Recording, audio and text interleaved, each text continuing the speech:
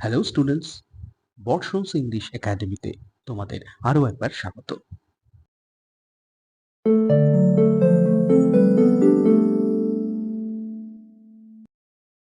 আজ আমরা এই ভিডিওতে West Bengal council for higher secondary education প্রদত্ত আর রিয়েলএম বইতে দেওয়া সিস্টার নিবেদিতার লেখা দ্য স্বামী অ্যান্ড মাদার ওরশিপ এই টেক্সটটি পড়ব।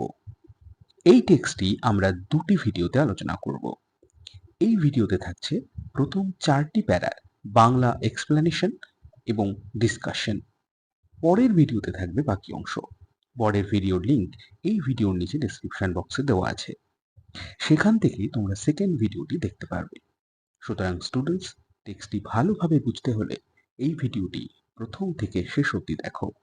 আর দেখতে দেখতে ভালো লাগলে লাইক, শেয়ার, কমেন্ট করো। আর এই রকম আরও ভিডিও সবার আগে পেতে হলে আমার এই চ্যানেলটি অবশ্যই সাবস্ক্রাইব করে রাখো। দ্য স্বামী অ্যান্ড মাদার ওরশিপ এই টেক্সটটি সিস্টার নিবেদিতার লেখা the master as I saw him বইটির 11তম অধ্যায়। ওই বইটি থেকেই এই টেক্সটটি নেওয়া হয়েছে। সিস্টার নিবেদিতার জীবন ও কর্ম সম্পর্কে সংক্ষিপ্ত আলোচনা আমার এই চ্যানেলে অমরনাথ টেক্সটের আলোচনার ফার্স্ট ভিডিওতে দেওয়া রয়েছে। ছাত্রছাত্রীদের কাছে সেখান থেকে দেখে নেওয়ার অনুরোধ রইল। অমরনাথের ভিডিও লিংক এই ভিডিওর নিচে ডেসক্রিপশন বক্সে দেওয়া রয়েছে। দ্য স্বামী অ্যান্ড মাদার ওরশিপ টেক্সটটি ভালোভাবে বুঝতে হলে আমাদের টেক্সট পড়বার আগে কিছু বিষয় সম্পর্কে সম্যক ধারণা থাকা প্রয়োজন। প্রথমে আমরা সেই নিয়ে আলোচনা করব। এর মধ্যে প্রথম ধারণাটি হল ঈশ্বরের নিরাকার ও সাকার স্বরূপ, অর্থাৎ ব্রহ্মর ধারণা। বিভিন্ন ধর্মে আমরা ঈশ্বরকে বিভিন্ন রূপে আরাধনা করে থাকি। তবে ঈশ্বর নিরাকার, তাই আমরা তাঁকে দেখতে পাই না। তবে তাঁর সৃষ্টির মধ্য দিয়ে আমরা তাঁকে অনুভব করি। এই নিরাকার ব্রহ্মরূপে তিনি সর্বত্র বিরাজিত। বিশ্বের সব কিছু তিনি নিয়ন্ত্রণ করেন। তিনি জ্ঞানীর কাছে ব্রহ্ম, যোগীর কাছে পরমাত্মা এবং ভক্তের কাছে ভগবান রূপে পরিচিত। ঈশ্বরকে বলা হয় স্বয়ম্ভূ, কারণ তিনি নিজেই নিজেকে সৃষ্টি করেছেন। তিনি সকল কর্মের ফলদাতা। যে যেমন কাজ করে তিনি তাকে সেই কাজ অনুসারে ফল প্রদান করেন। ঈশ্বরের রূপের অন্ত নেই, অনন্ত তার রূপ। তিনি সর্বব্যাপী এবং নৈর্ব্যক্তিক। কোনো বিশেষ শক্তির প্রকাশ ঘটাতে সাকার রূপে ঈশ্বর পৃথিবীতে আসেন। ঈশ্বরের কোনো বিশেষ গুণ বা শক্তির সাকার রূপ হল দেবতা বা দেবদেবী। হিন্দু ধর্মে বিভিন্ন দেবদেবীর কথা উল্লেখ রয়েছে। তাছাড়া ঈশ্বর আত্মারূপে জীবের মধ্যে অবস্থান করেন। ঈশ্বর কখনো কখনো জীবদেহ ধারণ করে পৃথিবীতে আসেন। তাঁর এই আসা বা অবতীর্ণ হওয়াকে বলে অবতার। তিনি অবতীর্ণ হন দুষ্টের দমন এবং শিষ্টের পালনের জন্য। পৃথিবীতে শান্তি এবং ন্যায় প্রতিষ্ঠার জন্য তিনি সাকার রূপ ধারণ করেন। সাকার রূপে আবির্ভূত হয়ে তিনি নানা কর্মের মধ্য দিয়ে পৃথিবীতে শান্তি স্থাপন করেন। তবে নিরাকার এবং সাকার রূপ মূলত সেই এক এবং অদ্বিতীয় ঈশ্বরেরই ভিন্ন প্রকাশ মাত্র। ঈশ্বর এক ও অদ্বিতীয়, অনন্ত তাঁর গুণ শক্তি। তাঁর এই গুণ বা শক্তি চোখে দেখা যায় না, তবে অস্তিত্ব অনুভব করা যায়। তিনি নিরাকার, সর্বশক্তিমান। নিরাকার ঈশ্বরের বিভিন্ন শক্তির সাকার রূপই হচ্ছেন দেবদেবী, অর্থাৎ দেবদেবীরা ঈশ্বরের বিশেষ গুণ বা শক্তিরই মূর্ত প্রকাশ মাত্র। আমরা ঈশ্বরের সাকার রূপী বিভিন্ন দেবদেবীর পূজা করি। যেমন ব্রহ্মা সৃষ্টির দেবতা, বিষ্ণু রূপে ঈশ্বর জীবজগৎকে রক্ষা ও প্রতিপালন করেন। শিবরূপে সেই ঈশ্বর ধ্বংস করে পৃথিবীর ভারসাম্য রক্ষা করেন। বিদ্যাশক্তির সাকার রূপ সরস্বতী দেবী, ধনসম্পদের শক্তির রূপ লক্ষ্মী দেবী, সকল শক্তির সম্মিলিত রূপ দুর্গা দেবী। এই দেবদেবীদের পূজা করার মধ্যে দিয়ে আমরা মূলত সেই এক ঈশ্বরেরই পূজা করে থাকি। অদ্বৈত বেদান্ত অনুসারে এই নিরাকার এক ঈশ্বরই হল ব্রহ্ম। ব্রহ্মই সত্য, জগৎ মিথ্যা, এই হলো বেদান্ত দর্শনের মূল কথা। হিন্দু শাস্ত্রে এই পরম ব্রহ্মকে নির্দেশ করে ওম চিহ্নটি, যাকে বিজ্ঞানের ভাষায় ইনফিনিটি চিহ্ন দ্বারা প্রকাশ করা হয়। ঈশ্বরের এই পরস্পর বিরোধী সাকার এবং নিরাকার ধারণা নিয়ে ভগিনী নিবেদিতার মনে কিছু দ্বন্দ্ব দেখা দিয়েছিল।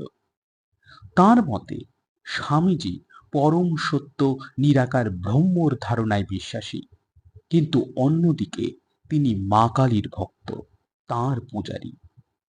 ভগিনী নিবেদিতা এখানে স্বামীজির কাছে তার মনের এই দ্বন্দ্বই তুলে ধরেছেন, যা স্বামীজি যথার্থভাবেই নিরসন করবার চেষ্টা করেছেন।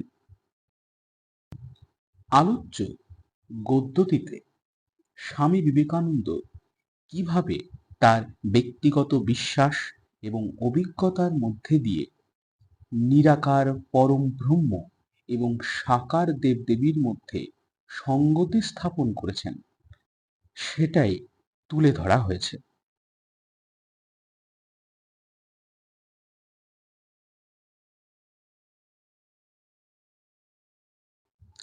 The story of the glimpses which I caught of the spurt of the Swami's life would be singularly incomplete if it contained no mention of his worship of the Mother. অর্থাৎ স্বামীজির জীবনের এই অংশের ঝলক যা আমি অর্থাৎ ভগিনী নিবেদিতা পেয়েছেন, তার গল্প বিশেষ করে অসম্পূর্ণ থেকে যাবে যদি সেখানে তার মায়ের অর্থাৎ মা কালীর পূজার উল্লেখ না থাকে। Spiritually speaking, I have always felt that there were two elements in his consciousness. অর্থাৎ আধ্যাত্মিকভাবে বলতে গেলে আমি অর্থাৎ ভগিনী নিবেদিতা সর্বদাই অনুভব করেছি যে স্বামীজির চেতনায় দু ধরনের উপাদান রয়েছে। এখানে দু ধরনের উপাদান বলতে ভগিনী নিবেদিতা ব্রহ্মজ্ঞানী স্বামী বিবেকানন্দের নিরাকার ঈশ্বরে বিশ্বাস এবং একই সাথে সাকার দেবী মূর্তি মা কালীর আরাধনার কথা বলেছেন, যা আপাত দৃষ্টিতে তার চোখে পরস্পর বিরোধী ধারণা বলেই মনে হয়েছে। Undoubtedly, he was born a Brahmogani, as Ramakrishna Paramahansa so frequently insisted. অর্থাৎ যেমনটা রামকৃষ্ণ পরমহংস প্রায়শই জোর দিয়ে বলতেন যে তিনি অর্থাৎ স্বামী বিবেকানন্দ জন্ম থেকেই একজন ব্রহ্মজ্ঞানী। ব্রহ্মজ্ঞানী অর্থাৎ যার ব্রহ্ম সম্পর্কে যথার্থ জ্ঞান রয়েছে, অর্থাৎ যার কাছে নিরাকার ব্রহ্মই হল পরম সত্য, আল্টিমেট ট্রুথ। একজন ব্রহ্মজ্ঞানী ব্যক্তি কখনোই সাকার দেবদেবী মূর্তির আরাধনা করেন না সাধারণত। When he was only 8 years old, sitting at his play, he had developed the power of entering samadhi. যখন তার অর্থাৎ স্বামী বিবেকানন্দের মাত্র 8 বছর বয়স, তখন খেলতে খেলতেই তিনি সমাধি লাভের ক্ষমতা অর্জন করেছিলেন। এখানে সমাধি বলতে আ ডিপ মেডিটেটিভ স্টেট অর্থাৎ গভীর ধ্যানমগ্ন অবস্থার কথা বলা হয়েছে, যা ব্রহ্মজ্ঞানী যোগী পুরুষদের দ্বারাই একমাত্র সম্ভব। স্বামী বিবেকানন্দ মাত্র 8 বছর বয়সেই এই সমাধি লাভের ক্ষমতা অর্জন করতে পেরেছিলেন, কারণ এই ব্রহ্মজ্ঞান তার ছিল সহজাত। The religious ideas towards which he naturally gravitated were highly abstract and philosophical, the very reverse of those which are commonly referred to as idolatrous. যে ধর্মীয় ধারণার প্রতি তিনি স্বাভাবিকভাবেই আকৃষ্ট হতেন তা ছিল ভীষণ বিমূর্ত এবং দার্শনিক, যা সম্পূর্ণরূপে সেই বিশ্বাসের বিরোধী যা সাধারণভাবে পৌত্তলিক বা মূর্তি পূজারী বলে বিবেচিত হয়। অর্থাৎ স্বামী বিবেকানন্দ ব্রহ্মজ্ঞানী হওয়ায়, নিরাকার ঈশ্বরে বিশ্বাসী হওয়ায় তাঁর বিশ্বাস বিমূর্ত, যা পঞ্চ ইন্দ্রিয় দ্বারা সরাসরি প্রত্যক্ষ করা সম্ভব নয়। তাঁর এই ধারণা যারা মূর্তি পূজা করে তাদের বিশ্বাসের বিপরীত। In his youth, and presumably when he had already been some time under the influence of Sri Ramakrishna, he became a formal member of the সাধারণ ব্রাহ্ম সমাজ। তিনি তার যুবা বয়সে এবং সম্ভবত যখন তিনি ইতিমধ্যেই শ্রী রামকৃষ্ণের দ্বারা প্রভাবিত হয়েছিলেন, তখন তিনি সাধারণ ব্রাহ্ম সমাজের একজন সদস্য ছিলেন। এক্ষেত্রে বলে রাখা ভালো যে সাধারণ ব্রাহ্ম সমাজ is a Hindu reform movement advocating monotheistic God, অর্থাৎ সাধারণ ব্রাহ্ম সমাজ হলো একটি হিন্দু ধর্ম সংস্কার আন্দোলন যা একেশ্বরবাদের তত্ত্ব প্রচার করে। শিবনাথ শাস্ত্রী, আনন্দমোহন বসুর হাত ধরে সাধারণ ব্রাহ্ম সমাজ প্রতিষ্ঠিত হয় 1878 খ্রিস্টাব্দে। প্রসঙ্গত উল্লেখ্য যে 1828 খ্রিস্টাব্দে রাজা রামমোহন রায় ব্রাহ্ম সমাজ প্রতিষ্ঠা করেন। পরে সেটি নবরূপে সাধারণ ব্রাহ্ম সমাজ হিসাবে আত্মপ্রকাশ করে। স্বামী বিবেকানন্দ 1880 খ্রিস্টাব্দে এর সদস্য হন, কারণ তিনিও নিরাকার ঈশ্বরে বিশ্বাসী ছিলেন। তার কাছে ব্রহ্মই ছিল একমাত্র সত্য। In England and America, he was never known to preach anything that depended on a special form. England এবং আমেরিকায় ধর্ম প্রচারে গিয়ে ঈশ্বরের বিশেষ আকার নিয়ে তাকে কিছুই বলতে কখনোই শোনা যায়নি। The realization of Brahma was his only imperative. The Advaita philosophy his only system of doctrine. The Vedas and Upanishads his sole scriptural authority.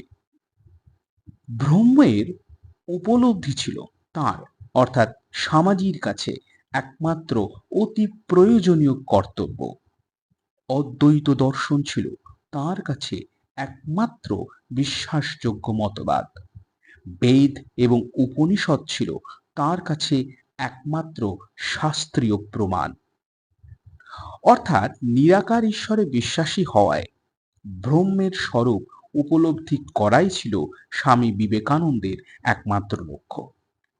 অন্যদিকে অদ্বৈত বেদান্ত দর্শন হল বৈদিক দর্শনের সেই ধারা যা সর্বেশ্বরবাদে বিশ্বাসী।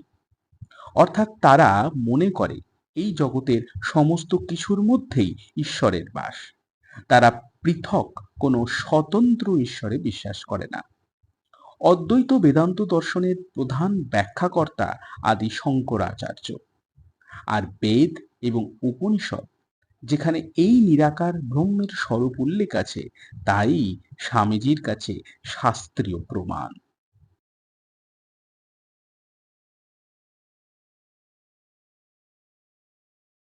And yet, side by side with this, it is also true that in India, the word mother was forever on his lips.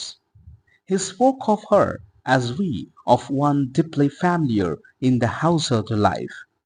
He was constantly preoccupied with her. এবং তথাপি এর পাশাপাশি এটাও সত্যি যে ভারতবর্ষে তাঁর অর্থাৎ স্বামীজির ঠোঁটে সর্বদাই মা, এখানে মা কালী শব্দটি থাকত। তিনি এমনভাবে তাঁর অর্থাৎ মা কালীর সম্পর্কে কথা বলতেন যেমনটা আমরা দৈনন্দিন জীবনে গভীরভাবে পরিচিত কারো সম্পর্কে বলে থাকি। তিনি সর্বদাই তাঁকে অর্থাৎ মা কালীকে নিয়েই বিভোর থাকতেন। এখানে ভগিনী নিবেদিতা নিজের অনুভূতির কথা বলেছেন। তিনি স্বামীজির ঈশ্বর বিশ্বাস নিয়ে বেশ ধন্দে পড়েছেন যেন। তিনি জানেন যে স্বামীজি নিরাকার ব্রহ্মের ধারণায় বিশ্বাসী, কিন্তু তবুও তিনি মা কালীর পুজো কেন করেন সেটাই ওনার প্রশ্ন। Like other children, he was not always good. Sometimes he would be naughty and rebellious, but always to her. মায়ের অর্থাৎ মা কালীর অন্যান্য সন্তানের মতো তিনি সর্বদা শান্ত নন। কখনো কখনো তিনি দুরন্ত এবং বিদ্রোহী হয়ে ওঠেন, কিন্তু মায়ের অর্থাৎ মা কালীর প্রতি সর্বদাই তিনি অনুগত থাকেন। Never did he attribute to any other the good or evil that befell. ভালো খারাপ যাই ঘটুক তিনি কখনো অন্য কারোর উপর দায় আরোপ করেননি। On a certain solemn occasion, he entrusted to a disciple a prayer to her that in his own life had acted as a veritable charm. একটি গুরুগম্ভীর অনুষ্ঠানে তিনি একজন শিষ্যের উপর তাঁর অর্থাৎ মা কালীর প্রার্থনা সঙ্গীত গাওয়ার দায়িত্ব দিয়েছিলেন, যা তাঁর জীবনে যথার্থ মন্ত্রশক্তির মতো কাজ করেছিল। And mind, he added suddenly, turning with what was almost fierceness upon the whisper, make her listen to you when you say it. None of that clinging to mother, remember. এবং শোনো, যখন তুমি প্রার্থনা করবে তোমার প্রার্থনা তাকে অর্থাৎ মা কালীকে শুনতে বাধ্য করবে। মায়ের সামনে ওই রকম ভয়ে ভীত হয়ে নিচু হয়ে থাকলে চলবে না, মনে রেখো। এখানে মা কালীর প্রতি স্বামী বিবেকানন্দের অপরিসীম ভক্তির কথা তুলে ধরেছেন ভগিনী Nivedita. Every now and then he would break out with some new fragment of description. তিনি মাঝে মাঝেই নতুন কিছুর আংশিক বর্ণনা করতেন। The right hand raised in blessing, the left holding the sword. Her curse's blessing would be the sudden exclamation that ended a long reverie. তাঁর অর্থাৎ মা কালী ডান হাত তুলে তিনি আশীর্বাদ করেন আর বাম হাতে তিনি খড়গ ধরেন। তাঁর অর্থাৎ মা কালী সাপিবর দীর্ঘক্ষণ ভাবের মধ্যে থেকে হঠাৎ করে স্বামীজি বলে উঠতেন, or becoming half lyric in the intensity of his feeling, deep in the heart of hearts of her own flashes the blood red knife of Kali. Worshippers of the mother are they from their birth in her incarnation of the sword. অথবা গভীর ভাবের বশবর্তী হয়ে তিনি প্রায় কাব্যিকভাবে বলে উঠতেন, নিজের ভক্তদের হৃদয়ের গভীরে ঝলসে ওঠে কালীর রক্তে রাঙা খড়গ। তাঁরা জন্ম থেকেই মায়ের খড়গহস্ত মূর্তির উপাসক। উপরিউক্ত এই লাইনগুলোতে ভগিনী নিবেদিতা স্বামী বিবেকানন্দের মা কালীর ভয়ঙ্কর রূপের প্রতি ভক্তির কথা উল্লেখ করেছেন। স্বামী বিবেকানন্দ মা কালীর যে ভয়ঙ্কর রূপের পূজারী ছিলেন সেই দিকে আলোকপাত করা হয়েছে এখানে। From him was gathered in such moments as these. Almost every line and syllable of a certain short psalm called the voice of the mother, which I wrote and published about this time. এই রকম মুহূর্তে আমি voice of the mother নামে একটি ছোট স্তোত্র গান বা ভজন লিখেছিলাম এবং প্রকাশ করেছিলাম, যার প্রতিটি ছত্র এবং বর্ণ স্বামীজির কাছ থেকেই সংগৃহীত। I worship the terrible, he was continually saying, and once it is a mistake to hold that with all men pleasure is the motive. Quite as many are born to seek after pain. Let us worship the terror for its own sake. তিনি অর্থাৎ স্বামীজি প্রায়শই বলতেন, আমি মায়ের ভয়ঙ্কর রূপের পূজারী, এবং একবার বলেছিলেন, এটি মনে করা ভুল যে সব মানুষের সুখ অন্বেষণ করাই উদ্দেশ্য বা মোটিভ। বহু সংখ্যক মানুষ দুঃখ যন্ত্রণা অন্বেষণ করবার জন্যই জন্মান।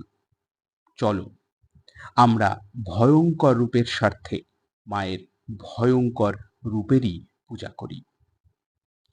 এখানে মা কালীর প্রতি স্বামী বিবেকানন্দের আনুগত্য এবং মা কালীর ভয়ঙ্কর রূপের প্রতি তাঁর ভক্তির কথা উল্লেখ করেছেন ভগিনী নিবেদিতা। অর্থাৎ নিবেদিতা বলতে চাইছেন যে নিরাকার ব্রহ্মের ধারণায় বিশ্বাসী হয়েও স্বামীজি মা কালীর উপাসনা করতেন অত্যন্ত ভক্তির সাথে, আর এটাই তার মনে বিভ্রান্তি সৃষ্টি করেছিল।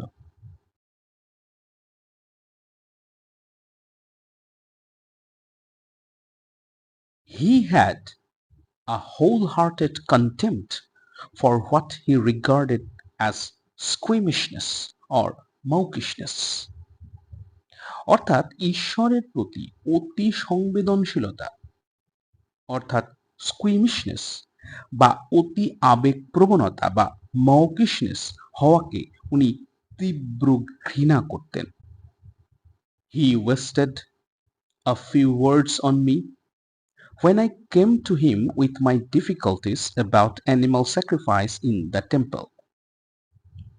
মন্দিরে পশু বলি অর্থাৎ অ্যানিমাল স্যাক্রিফাইস নিয়ে আমি যখন আমার আপত্তির কথা স্বামীজির কাছে বলতে গিয়েছিলাম, তখন তিনি আমার উপর কিছু কথা অপচয় করেছিলেন। He made no reference, as he might have done, to the fact that most of us, loudly as we may attack this, have no hesitation in offering animal sacrifice to ourselves. তিনি সেই প্রসঙ্গ উত্থাপন করতেই পারতেন যে আমাদের মধ্যে বেশিরভাগ মানুষই এই পশু বলি প্রথাকে আক্রমণ করি, কিন্তু বলি দেয়া পশু অর্থাৎ এখানে পশুর মাংস আমাদেরকে কেউ দিলে তা নিতে দ্বিধা করি না। কিন্তু স্বামীজি সেই প্রসঙ্গ কিছুই উল্লেখ করলেন না। He offered no argument, as he easily might have done, regarding the degradation of the butcher and the slaughterhouse under the modern system. তিনি এই যুক্তি পরিবেশন সহজেই করতে পারতেন যে আধুনিক পদ্ধতিতে কসাই এবং কসাইখানার কি অবনমনই না ঘটেছে, কিন্তু তিনি সেটিও করেননি। Why not a little blood to complete the picture? Was his only direct reply to my objections. চিত্রটি সম্পূর্ণ করবার জন্য একটু রক্তপাত হলে ক্ষতি কি, আমার আপত্তির প্রত্যুত্তরে সরাসরি স্বামীজি আমাকে বলেছিলেন। অর্থাৎ এখানে স্বামীজি সম্ভবত বলতে চেয়েছেন যে আধুনিক সমাজ ব্যবস্থায় কসাইখানায় প্রচুর পরিমাণে পশুর বলি হচ্ছে, তাহলে মা কালীর পুজোর সময় সামান্য যদি একটু রক্তপাত হয় তাতে কি অসুবিধে, তাতে কি ক্ষতি? And it was with considerable difficulty that I elicited from him and from another disciple of Sri Ramakrishna sitting near the actual facts of the more austere side of Kali worship, that side which has transcended the sacrifice of others. যথেষ্ট কষ্ট করে আমি স্বামীজির থেকে এবং শ্রী রামকৃষ্ণর পাশে বসা একজন শিষ্যর কাছ থেকে কালী পুজোর আরো কঠোর দিক সম্পর্কে তথ্য সংগ্রহ করতে পেরেছিলাম, যেখানে অপরকে বলি দেওয়ার বিষয়টি অতিক্রম করে যায়, অর্থাৎ যেখানে বলি দেওয়ার বিষয়টি আসে না। He told me that he had never tolerated the blood offering commonly made to the demons who attend on Kali. This was simple devil worship, and he had no place for it.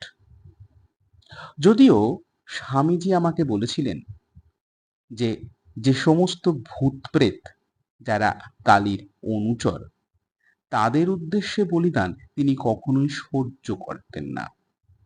এটি তার কাছে ছিল শয়তানের উপাসনা, আর তার কাছে এই ধরনের উপাসনার কোনো স্থান নেই। উপরিউক্ত লাইনগুলোতে মা কালীকে উদ্দেশ্য করে পশু বলি দেওয়া প্রসঙ্গে স্বামী বিবেকানন্দের দৃষ্টিভঙ্গি তুলে ধরেছেন ভগিনী নিবেদিতা, যেখানে স্বামীজি এই মত পোষণ করেন যে আধুনিক ব্যবস্থায় কসাইখানায় এত পশুদন্তর বলি হচ্ছে, সেখানে মায়ের পূজা সম্পূর্ণ করবার জন্য যদি একটু রক্তপাত হয় তবে ক্ষতি কি? যদিও তিনি শয়তানের উপাসনায় বলিদান প্রথার বিরোধী ছিলেন। His own effort being constantly to banish fear and weakness from his own consciousness, and to learn to recognize the mother as instinctively in evil, terror, sorrow, and annihilation, as in that which makes for sweetness and joy. It followed that the one thing he could not away with was any sort of watering down of the great conception. অর্থাৎ স্বামীজির নিরন্তর চেষ্টা ছিল নিজের চেতনা বা মন থেকে ভয় এবং দুর্বলতা লুপ্ত করে অশুভ শক্তি, ভয়, দুঃখ এবং বিনাশের মধ্যে মা কালীকে প্রবৃত্তিগতভাবে চিনতে শেখা, যেমনটা সৌন্দর্য এবং আনন্দের মাঝে মা কালী রূপ দেখা যায়।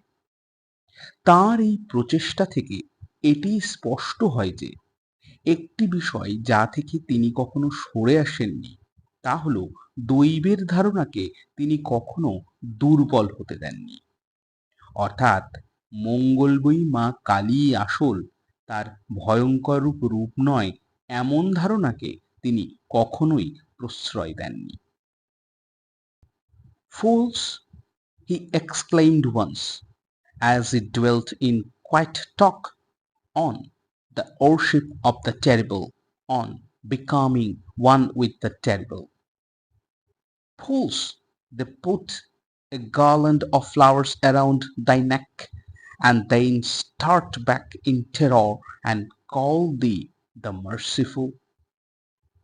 ভয়ঙ্করের সাথে একাত্ম হয়ে যাওয়া প্রসঙ্গে, মা কালীর ভয়ঙ্কর রূপের পূজা প্রসঙ্গে শান্তভাবে কথা বলতে বলতে উত্তেজিত হয়ে তিনি বলে ওঠেন, মূর্খ, মূর্খ সব, ওরা তোমার গলায় ফুলের মালা অর্পণ করে ভয়ে পিছিয়ে যায় আর তোমায় ডাকে করুণাময়ী। অর্থাৎ সাধারণ মানুষ মা কালীকে করুণাময়ী, মমতাময়ী মা হিসাবে পূজা করতে পছন্দ করে, যা স্বামী বিবেকানন্দের পছন্দ নয়, কারণ তিনি মা কালীর ভয়ঙ্কর রূপের পূজারী। সে কথাই এখানে বলা হয়েছে। And as he spoke, the underlying egoism of worship that is devoted to the kind God, to providence, the counseling divinity, without a heart for God in the earthquake or God in the volcano overwhelmed the listener. যখন তিনি একথা বললেন তখন শ্রোতা এই ধারণায় আবিষ্ট হলেন যে ভূমিকম্প বা আগ্নেয়গিরির মধ্যে ঈশ্বরের উপস্থিতি না খুঁজে দয়াময় ঈশ্বর, রক্ষাকর্তা ঈশ্বর, সান্ত্বনা প্রদানকারী ঈশ্বরের উদ্দেশ্যে নিবেদিত পূজা অহংবোধের পরিচায়ক।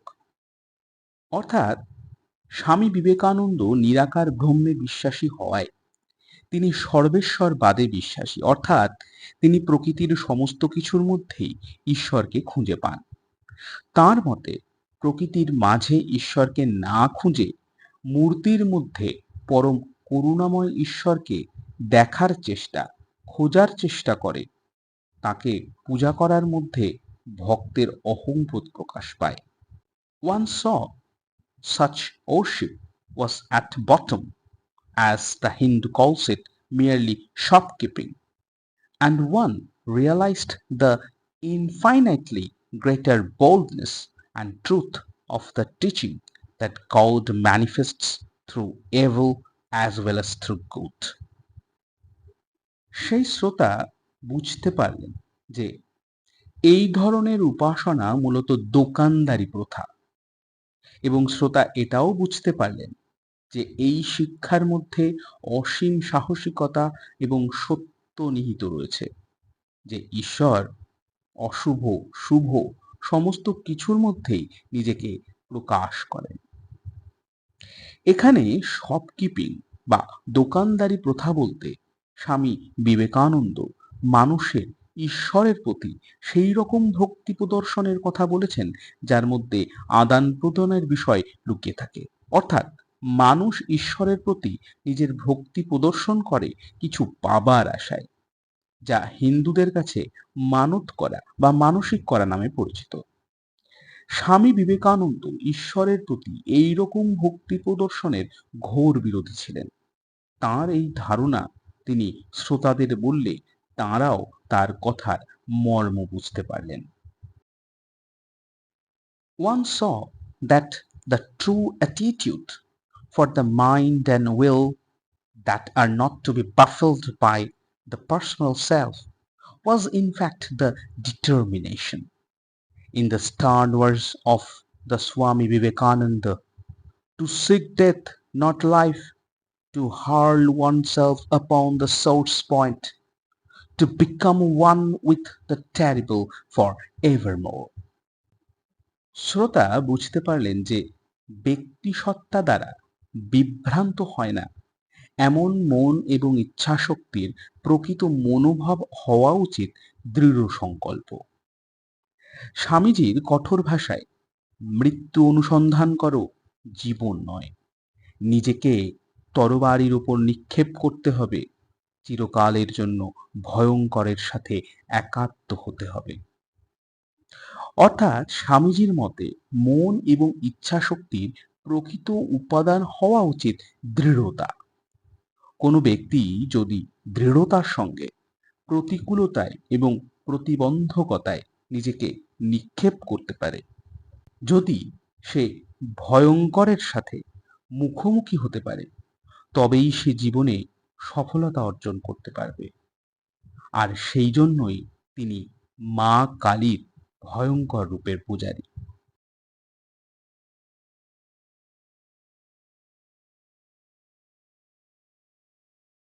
It would have been altogether inconsistent with the Swami's idea of freedom to have sought to impose his own conceptions on a disciple. অর্থাৎ একজন শিষ্যের উপর তার নিজের ধারণাসমূহ চাপিয়ে দেওয়ার চেষ্টা স্বামীজির স্বাধীনতার আদর্শের পরিপন্থী। But everything in my past life as an educationist had contributed to impress on me now the necessity of taking on the Indian consciousness, and the personal perplexity associated with the memory of the pilgrimage to Amarnath was a witness not to be forgotten to the strong place which Indian systems of worship held in their consciousness. ভগিনী নিবেদিতা বলছেন, কিন্তু একজন শিক্ষাবিদ হিসেবে আমার অতীত জীবনের অভিজ্ঞতা আমাকে ভারতীয় ভাবধারা গ্রহণ করবার প্রয়োজনীয়তা বুঝিয়েছিল এবং ওই ভাবধারায় ভারতের বিভিন্ন উপাসনা প্রণালীর যে একটি শক্তপোক্ত স্থান রয়েছে তা অনুভব করে আমি ব্যক্তিগতভাবে কতটা বিস্মিত হয়েছিলাম তা অমরনাথ যাত্রার সাথে যুক্ত থেকে তার স্মৃতি সেই সাক্ষ্য বহন করছে এবং সে কথা মোটেই ভোলার নয়। অর্থাৎ ভগিনী নিবেদিতা এখানে ভারতীয় ভাবধারায় পূজা প্রণালীর বৈচিত্র্য দেখে বেশ বিস্মিত হয়েছিলেন সে কথাই বলছেন এবং স্বামীজির সাথে তার অমরনাথ যাত্রার স্মৃতি তার সেই বিস্ময়ের সাক্ষী।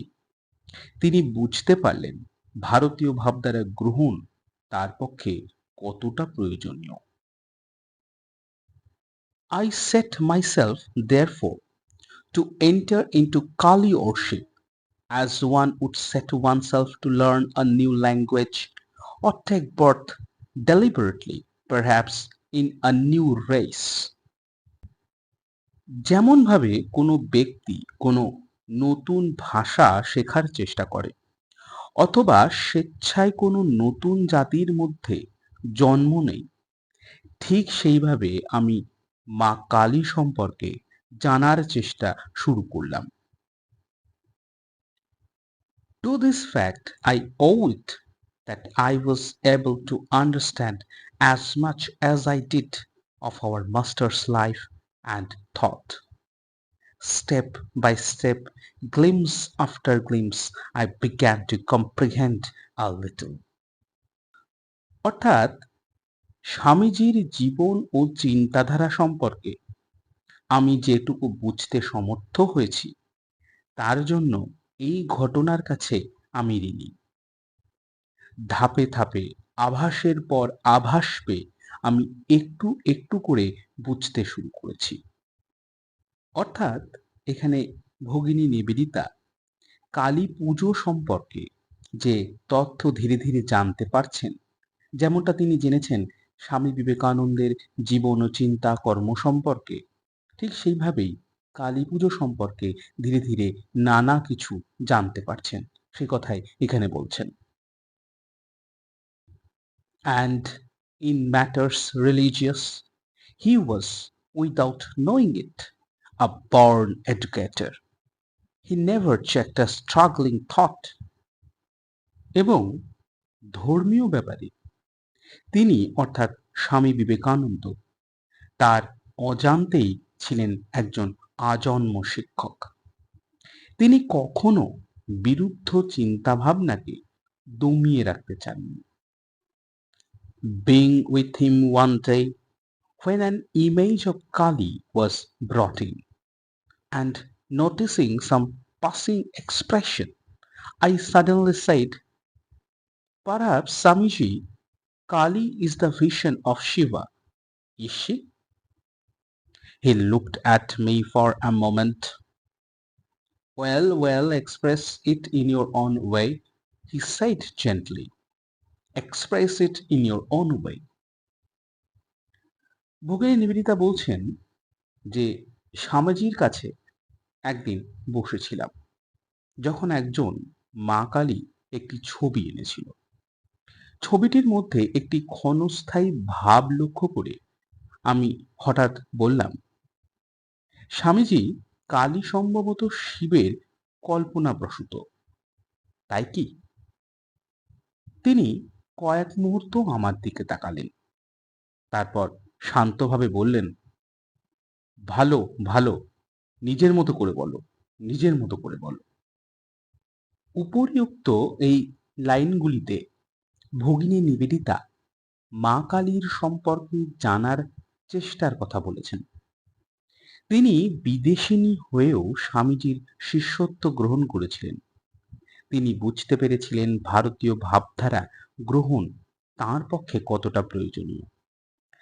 তাছাড়া স্বামীজি তার সকল শিষ্যকে যে আত্মভাবনা প্রকাশের সুযোগ দিতেন, কারোর ওপর নিজের মতামত চাপিয়ে দিতেন না, সে কথাও বলেছেন ভগিনী নিবেদিতা। ডিয়ার স্টুডেন্টস, সিস্টার নিবেদিতার লেখা দ্য স্বামী অ্যান্ড মাদার ওরশিপ এই টেক্সটটির প্রথম 4টি প্যারা আমরা প্রথম ভিডিওতে প্রথম পার্টে পড়লাম। এরপর দ্বিতীয় পার্টে থাকবে এর পরবর্তী অংশ। আশা করি তোমরা বুঝতে পারছো এবং তোমাদের টেক্সটটি ভালো লাগছে। ভিডিওটি ভালো লাগলে তোমরা অবশ্যই লাইক করো আর কমেন্ট করে জানাও। আর আমার চ্যানেলে নতুন হলে আর এইরকম আরো ভিডিও পেতে হলে আমার এই চ্যানেলটি অবশ্যই সাবস্ক্রাইব করে রাখো।